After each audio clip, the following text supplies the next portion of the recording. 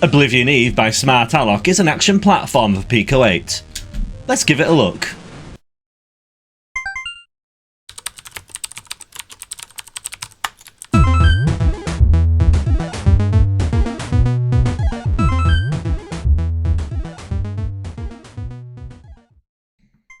Welcome to Pico Playtime, the video series where I play through some cool Pico 8 games to show to you lovely people. Today's game is called Oblivion Eve and it's by the developer called Smart Alloc. Let's load it up. Oh, this is a polished one. Yeah, look at that for a splash screen. Brilliant. Yes, you need to use a controller for this game. Don't worry, I am. Here we are on the title screen. You know how much I love a good title screen. So, Oblivion Eve, what is it? Let's read the description on the itch page because it's quite helpful. A roguelike action platformer where you use upgradable weapons to combo powerful enemies to their doom. Originally developed for the Pico 8. Yes, this is a action platformer with some roguelike elements. You see when we get to it.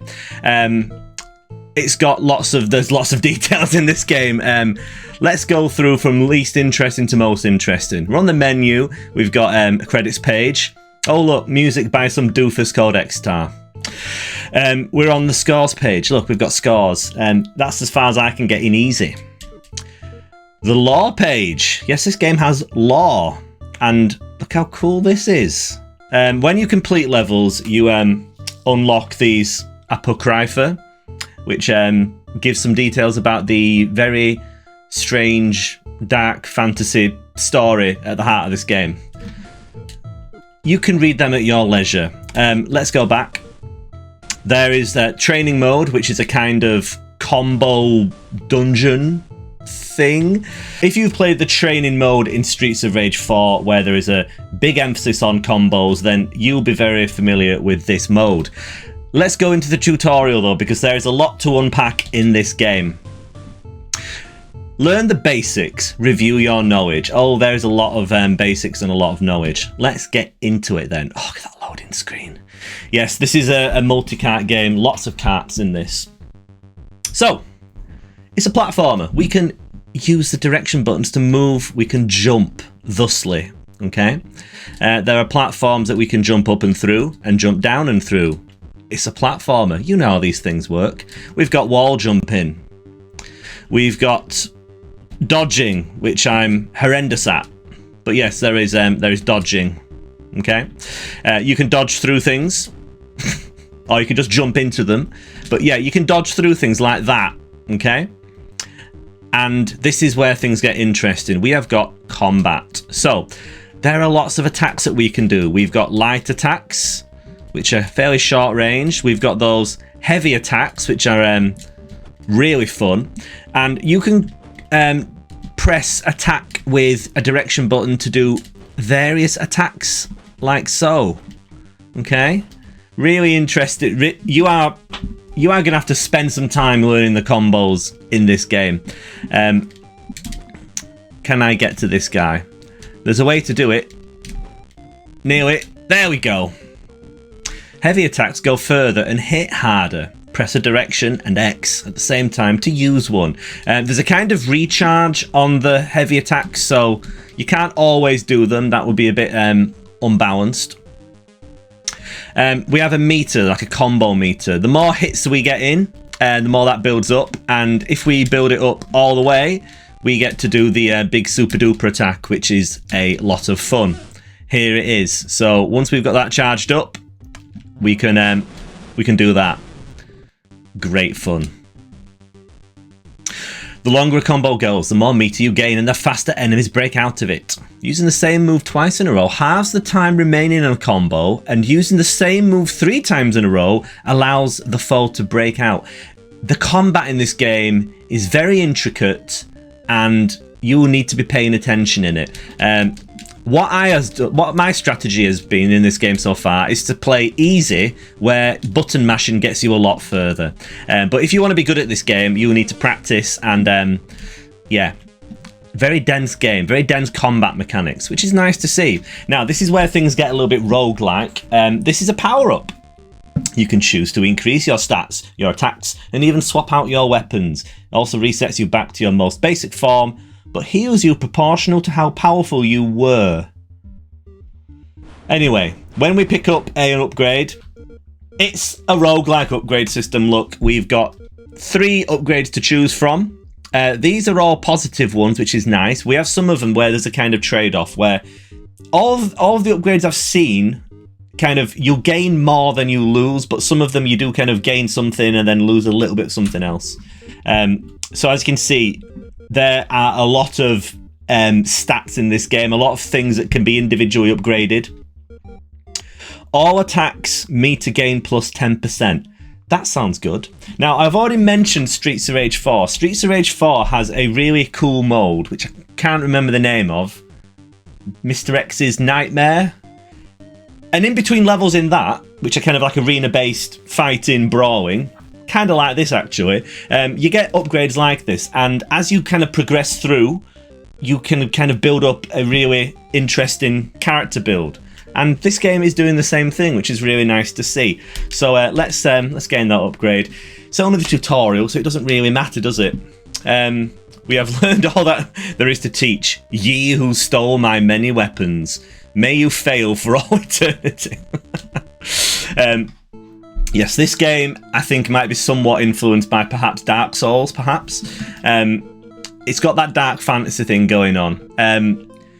I love it when games get really weird like this. The backstory in this, let's just rewind a little bit and let's let the music wash over us, because yeah, the music, it's I can't really say much about the music. I made the music, okay? So I'm really pleased that I managed to make music for a really, really cool Pico 8 game. It's nice when you can help things out like that, isn't it? Anyway, let's let that play. So let's read the gameplay overview from the itch page then. Each time you venture into the shifting prison, the layout of the rooms will be randomised, and there's no map to guide your way either. You'll need to do your best to navigate as the prison itself fights against you, by moving rooms, making you double back on yourself, and putting powerful enemies in your path. At the heart of the prison lies an enchained titan who will fight against your every attempt to free them. For each of the 4 gems you destroy, you'll break one of the chains binding them. Find the titan 4 times, shatter all 4 chains to fully liberate them, and claim victory. I like it when games get weird like this. This is really strange. So, shall we, if the controller can stay connected, shall we get into it then? So, we have, there's so much, there's so much in this game. It's insane how much there is in this game. There are many weapons to choose from, which all have different behaviour and characteristics. I'm going to stick with the sword, because it's kind of the normal weapon that I want to kind of show you. We've got difficulties. Easy. I'm going to be playing that. Medium. Hard. And extreme. Yeah, I'm not even going to attempt them, because I'm sure I'm going to be completely outclassed by it. Let's keep things nice and easy, shall we? So, we're on the sword, we're on easy. Let's begin with these settings. Yes, let's begin. Here we are in the ever-shifting prison, and we have got a titan just hanging around in the back there. Oh, it's weird, this game, in such a nice, weird way. So here are the enemies that we have to fight. And yeah, once you defeat all the enemies on the screen, the upgrade will be unlocked. Let's look at our upgrades then. When killing an enemy, heal 1 damage. Sounds good. Ultimate attack, size plus 20. That's the big blue laser. That might be good. When dodging, invincibility plus 10%. I'm going to have healing because I want to try and not die. Okay? So, yeah, we have kind of these platformy arenas to kind of fight in. And levels are kind of randomly generated and randomized. If you... Let's just... There we go. Some levels like this don't have any enemies, but there is just an upgrade that we need to claim, which are kind of usually sort of platform challengey areas. Let's see if I can do this one. No. I'm sure there's a knack to doing this. Oh, I'm thick. Look, you can just go at the top and just jump down, can't you? Can you? Can you? Can you do that? Probably. There you go. That's how you do it, look. Another upgrade. Here we go. At the bottom here, look. This one gives us plus 72% meter gain, but reduces the duration of something, light attacks, by 31%. So there is trade-offs and things. Yeah, it's a very, very detailed stat system in this game, which is nice to see. Makes the game feel very deep and the combat very rewarding. Let's what should we pick? When hit by attack, reduce damage by 5%. Heavy attacks, weapon goes to knife. So this is what it was talking about, switching weapons around. You can kind of change certain attacks to other weapons, but I don't particularly know what the other weapons necessary. Screw it, let's just pick that. Let's use the knife. So my heavy attack now, I think, will be a knife. I think, is that the knife there? Let's try it. Oh, that was a different attack. Ooh, that looks good. So yeah, there's a lot to unpack in this game, isn't there? Here we are on the boss. So we have to attack this gem here, which kind of bounces around the screen. The red triangle of doom at the top there attacks us. We've unlocked ultra mode, whatever it was called. It's weird, this game, isn't it? But how good is it though? All of so many things crammed into this game. It's ridiculous. The amount of different everything. Right, let's try and use some words, okay? So all the projectiles that move around in an interesting way, that's all had to be coded in. The way the enemies kind of bounce around, that's had to be coded in. Pico 8 doesn't give you these as libraries or anything. You know, you have to make all that yourself. We've got some apocrypha here, which you can read if you feel like. I'm going to keep things moving along, though. Yeah, just the platform mechanics on its own. I mean, there's better platforming in this than I've played in quite a few dedicated platformers on Pico 8. It's crazy. And then there's all the attacks. There's so many attacks. You know, I don't even know what I'm doing on half of these attacks. Look, there's so much in this game. It's insane. And then there's a combo meter. Yeah, I can't believe how much it's possible to cram into a Pico 8 game. It's insane. Now, I believe that this is one of those secret tricky areas. How do we do it? I think there's a hidden wall somewhere. Possibly. Possibly not. I mean, there's an upgrade there. I'd like to get that upgrade if I can.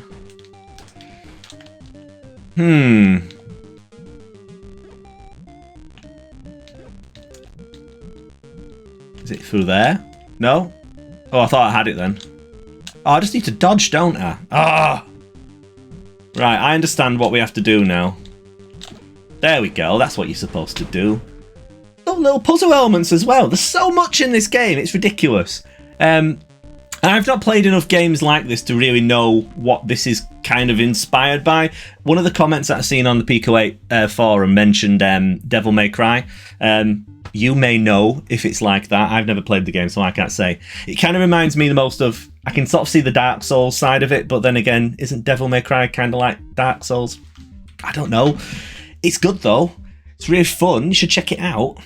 Yeah, I love the upgrade system. The upgrade system's so good. When killing an enemy, heal 1 damage. We've already got that one. Could heal more damage, I suppose. Let's have better aerial attacks with more hit stun. I mean, even those menus, like the little transitions at the end of the menus, it's great stuff. Just a free upgrade there, that's nice. Grounded heavy attacks, meter gain plus 48. Light attacks, ultimate attack. Let's get better light attacks. Maybe make that a thing. I'm not entirely sure how the level system kind of works. Sometimes you seem to take ages to get to a boss. Other times you can get to the boss very quick. I'm not sure if there's a way of kind of knowing which way you're supposed to go. I haven't kind of unpacked that yet, but there's something going on anyway. The oh, hello, we've got super attack mode. There we go. That mega attack, it's so satisfying to use. Really cool. Yet another attack. More meter gain. Yes, that sounds good. More lasers. The presentation in this game, the gameplay, it's so good. It's so polished. The thing is as well, I've not really played a Pico 8 game like this before either. Obviously there's lots of platformers on Pico 8, but not with combat this dense. Now, this isn't one I've managed to solve yet. I've not figured this one out. I'll have a little fiddle around, but I don't know what I'm supposed to do on this one. Oh, I mean, look at the flickery particle effects everywhere. The smoke cloud, the dust clouds when you're wall sliding, everything looks so good. The animations on the attacks, the colour palette, the colour choice, oh, it's good. Anyway, we've got another boss. We can see its face now. How weird is this? This is so weird. In such a good way. So yeah, you can see we've already destroyed one of the gems around its neck. If we can get all 4 of them, then I'm guessing that's the end of the game. The attacks that sweep around, I mean, for a start, look how many attacks there are. It's so detailed. All the different projectiles, all the different attacks patterns that the boss has. Oh, did I get it? No, I think I'm getting rather hit here, aren't I? The combat feels really good. I'm still at the stage where I don't particularly know what I'm doing, but I feel as though you could definitely learn it. It feels like playing a proper beat-em-up game. I'm not particularly good at beat-em-up games, and I rarely progress past the button mashing stage. Yeah, this is very dense. Give it a try. If you want to play this game, which you should because it's excellent, you can play it on Splore, or you can play it on Itch. If you like the soundtrack is going to go up on Bandcamp when I can be bothered to put it up on Bandcamp. Go and follow Smart Alloc because this game is incredible, and I want to see more Pico 8 games like this, and more Pico 8 games from Smart Alloc. Incredible work. As you progress further into the game, you can see the arenas get a lot harder because there are more enemies to deal with. There are more dangerous enemies with more dangerous attacks. And that's where you really need to know what you're doing, which I don't. But yeah, from this point on, oh dear, I'm dead. If I could continue from that point on, the combat gets very, very intense. Obviously too intense for a video review. So here we go. Here are my scores. Did I get a high score? That's good. 10-minute game time, okay. I think I had 12 minutes the first time around, so I died quicker this time. That might be progress, I don't know. So yes, Oblivion Eve by Smart Alloc. Go and check it out. You can play this game over on Itch, link down below. You can also play it on Splore, link in the description. Yes, please do, because it's excellent. I've just noticed how cool the logo is as well. Look at that logo at the top. So much in this game. Oh, the animation as well. The big...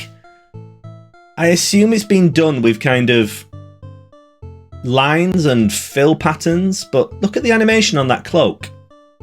I assume that's not a sprite. It could be a sprite. It could be something more clever. There are some massive sprites in this game.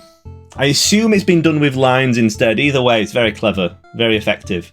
Anyway, thank you very much for watching this video. I hope to see you again very soon. If you are interested in Pico 8 games, if you like these videos, why not join the Discord and hang out with a load of cool people talking about Pico 8 games. Oh, this music's getting into it now. Yeah, this is a good one. Anyway, cheers for watching, and I'll see you again very soon.